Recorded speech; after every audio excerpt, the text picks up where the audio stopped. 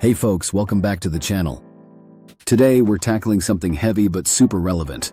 Why baby deletion is a major cause of the horrible demographics in dating. Yeah, I know, that title hits hard. But stick with me. We're gonna break down the numbers, the history, and yeah, even some fixes. This isn't about judgment, it's about understanding how choices from decades ago are messing with our love lives right now. If you're single and swiping endlessly, or just curious why dating feels like a ghost town, hit that like button and let's dive in. First off, picture this. It's the early 70s. The pills everywhere, women's lib is roaring, and suddenly, baby deletion becomes legal nationwide thanks to Roe v. Wade in 1973. Before that, baby deletions were underground, risky, and rare, maybe 200,000 a year in the 60s, according to CDC stats. But post-Roe, boom.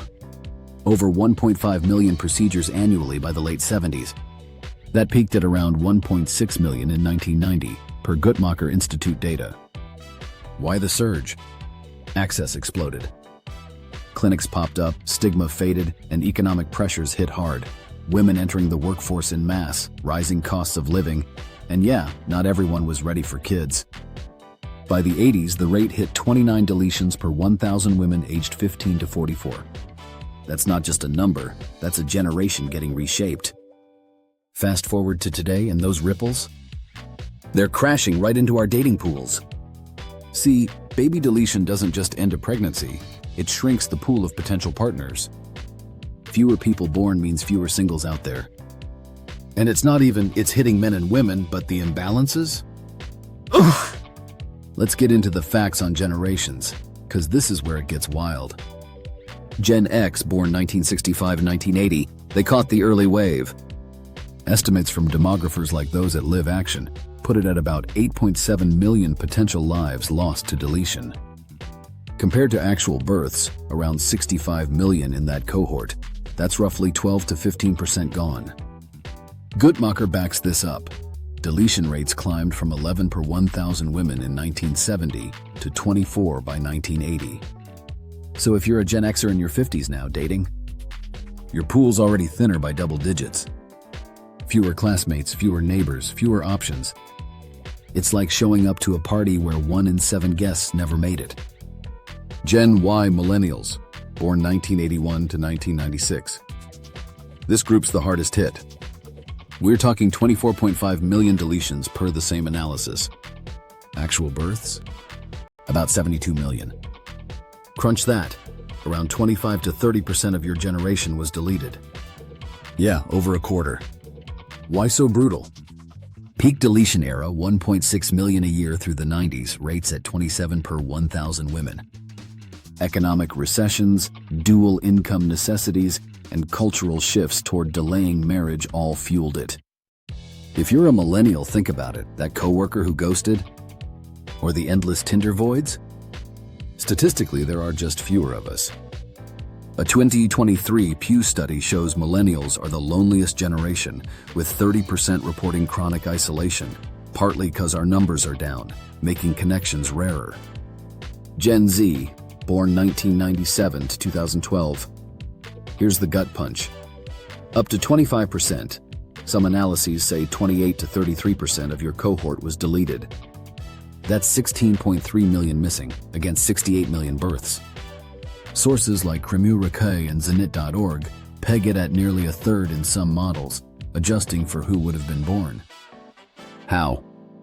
Deletions stayed high into the 2000s, over 1 million yearly, rates around 20 per 1,000, plus better contraception, but also later pregnancies among older moms who opted out earlier.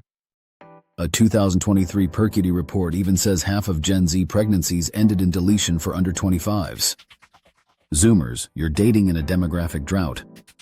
Apps like Bumble report 40% more single men than women in urban areas, but overall, just fewer people, period. A 2024 CDC fertility report shows U.S. birth rates at 1.6 kids per woman, way below replacement 2.1, and deletions contribute 20 to 25% to that drop, per NBER studies.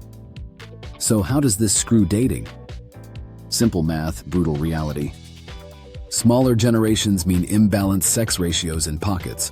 More men in some cities per census data, because deletions skew slightly toward female fetuses in later terms, but overall, it's scarcity.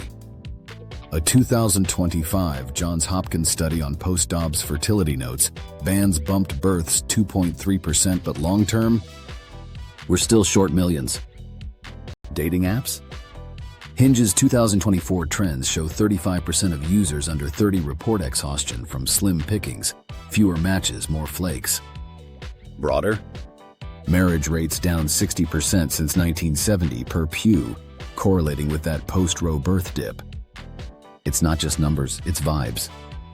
Smaller friend groups, fewer school crushes, echoey social scenes.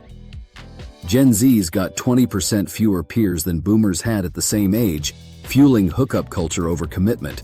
Why settle when options feel infinite, but actually aren't? And don't get me started on the chain reaction. Lower births today mean even tinier Gen Alpha pools, 18 to 21% deleted, estimates say, setting up future heartbreak. Economically? NBR papers from 2006 onward link.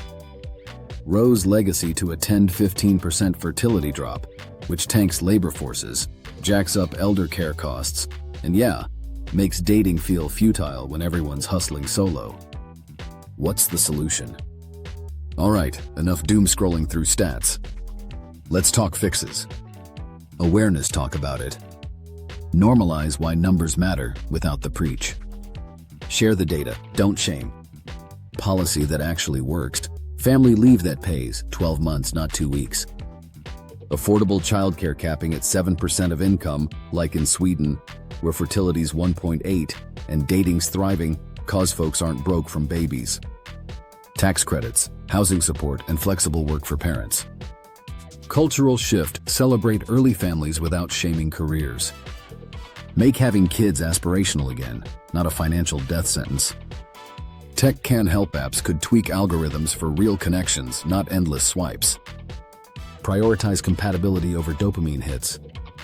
Personal action, get out there. Community events, hobbies, not just screens. Build tribes before tribes build you. Look, baby deletion's a choice in tough spots, but its echo on demographics? Undeniable. We've deleted a quarter of some generations, leaving dating as a numbers game we're losing. But knowledge is power. Share this if it hit home. Drop a comment. What's your take on the dating drought? Sub if you want more raw talks like this. Peace out. Keep swiping smart. Sources: Guttmacher Institute, CDC, Pew Research Center, NBER, Live Action, Cremio Recueil, Zinit.org, Perkity, Johns Hopkins, Hinge Trends Report, U.S. Census Bureau.